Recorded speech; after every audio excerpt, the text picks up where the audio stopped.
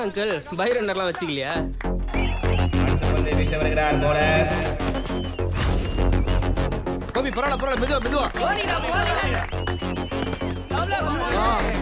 Okay ஒரே single ஆடு பொறுமையா ஒன்றும் பிரச்சனை இல்லை.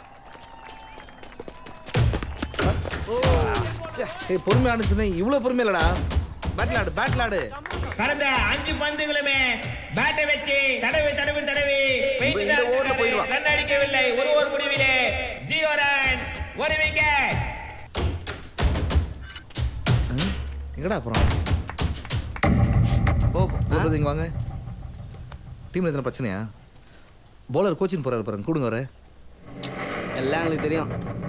போறா சிகனா சுந்தரி பண்ணை முனையிலிருந்து ஓடி வருகிறார் போலர்.